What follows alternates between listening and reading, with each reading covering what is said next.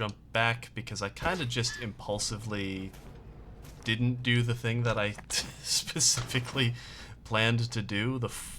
The plan I formulated in my brain, that wasn't even a good plan. Oh no. All right.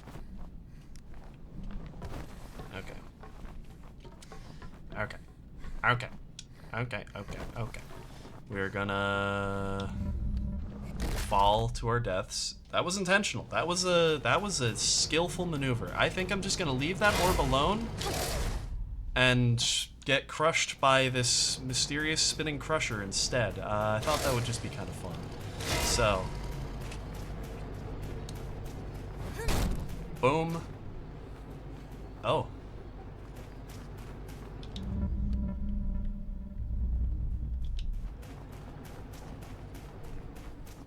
Alright.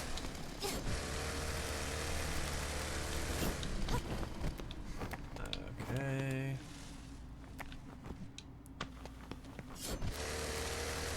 And away we go. I thought that was a train for a second. Alright.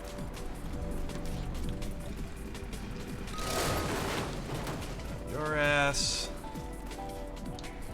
And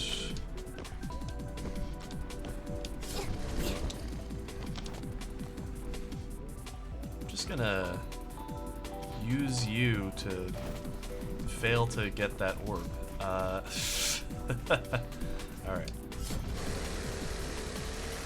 There we go. Who really needs rolling death machines anyway?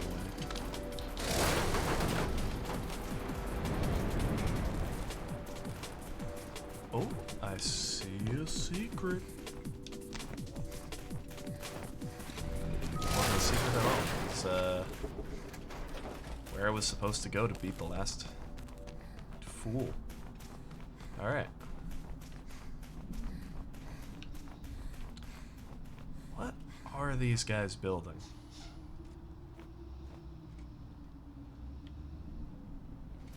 I love when characters look at the camera in games. It's just it tickles me pink.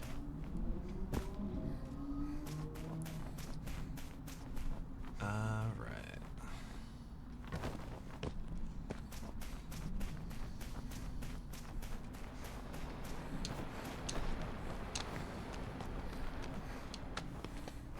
You know, it's kind of funny to think that, like, Mario 64... That's not what I meant to do. Okay. We're gonna go this way.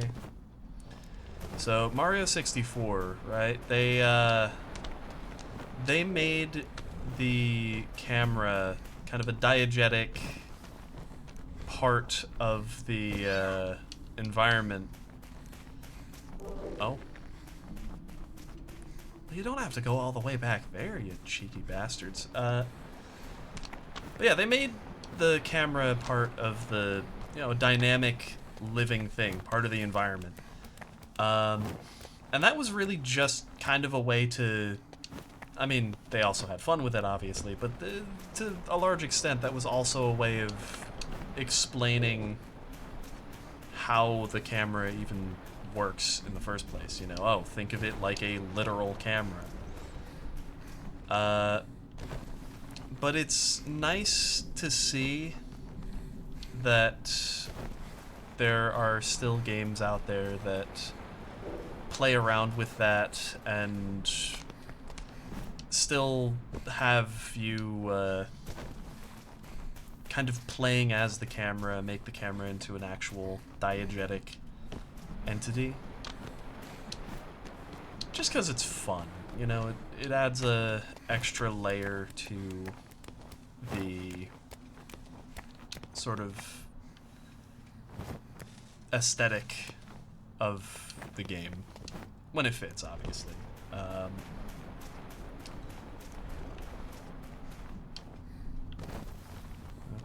so I grab you.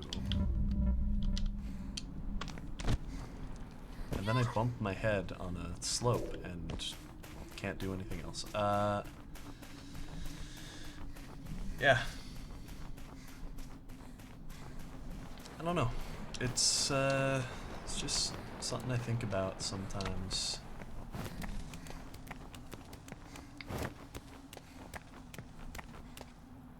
You know, there's this one game that I really want to play. I actually do have plans to play it with a friend of mine, who is not a streamer. He's just a fella dude. But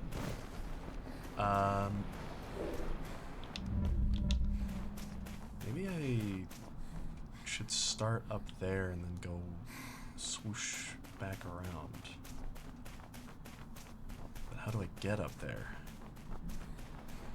Anyways, there's this game, Kane and Lynch 2. It's widely regarded as bad, but I think bad games are a lot of fun in the right circumstances. You just gotta try them.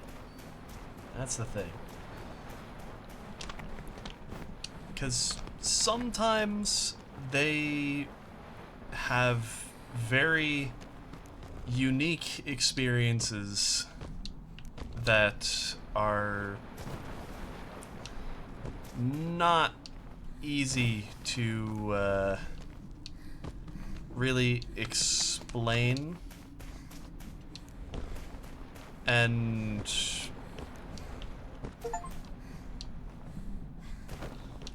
hell yeah, I got an achievement.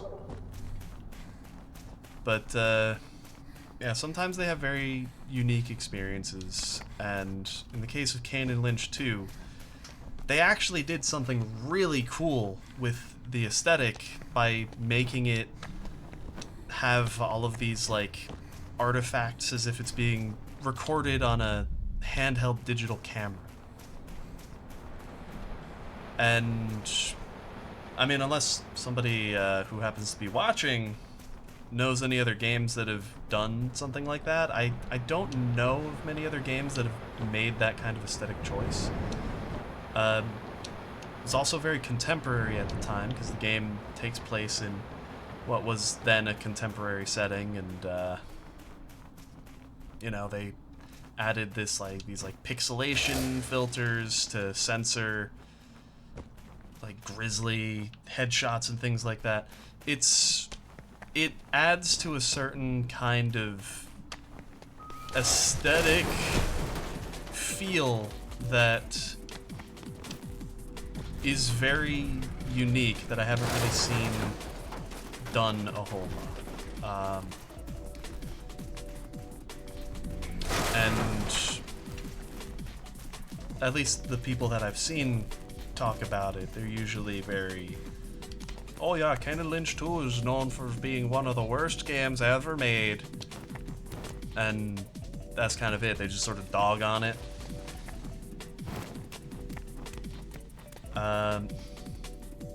You know, this is something that I think is, you know, I get like, oh, it's not very well made, let's dog on it, but you know, I'm trying to be just a little bit more positive in life in general, and I think looking at the positives in things like death that comes unexpectedly, but looking at the positives in things that you might look at and be like, oh, well, this is bad, or that people say, oh, well, this is bad. Like, you gotta try it. That's number one. And beyond just the, well, you gotta try it and experience it and make your own determination, it's also, it can just be kind of fun to see the things that were done well or could be expanded upon, or were at least interesting about the particular thing that you watched or played.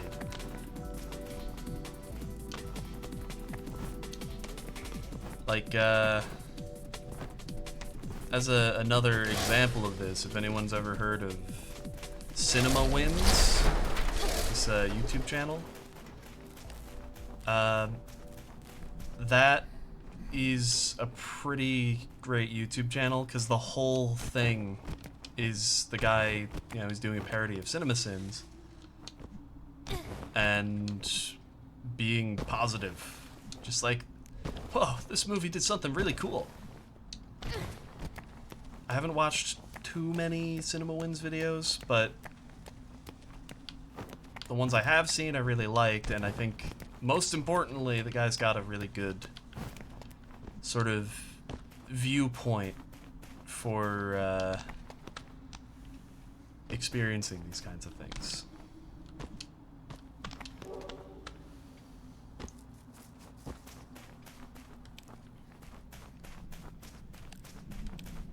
You know, in this case, these kinds of things being movies and whatnot, but it's all art. Art is nice.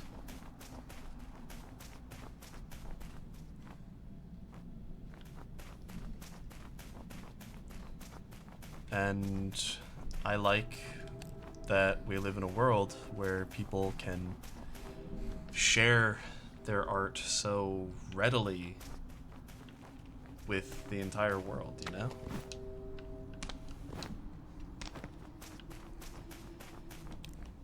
It's a special thing, I tell you. Oh! What a fool am I? Oh no. Oh. I didn't even see the crack. I was just like, alright.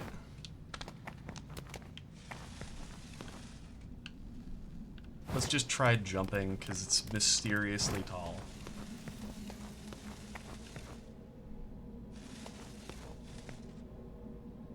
What is going on over here?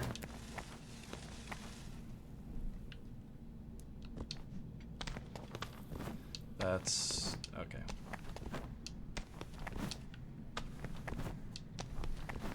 Is there a secret? Nope. I was gonna say there's only pain, but I actually survived, so... Oh, would you look at that.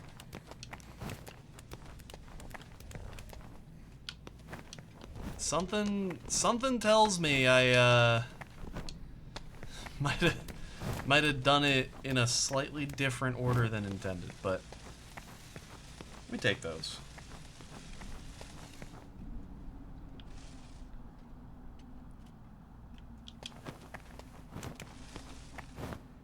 And we drop, and we drop. And I guess we'll just do it again.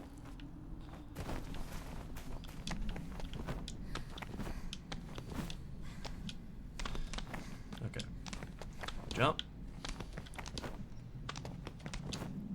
Camera, please.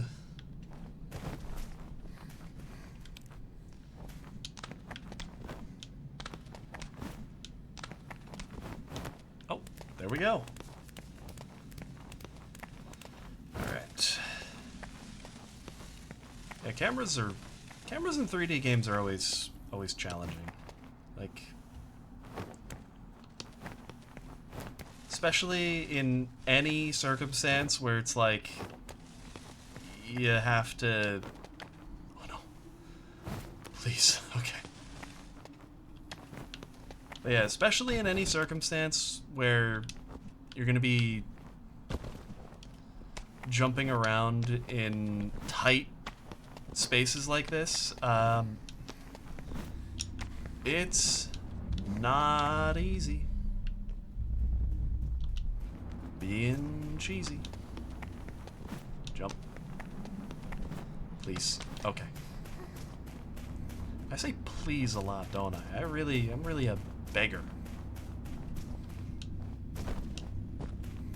The mysterious beggar.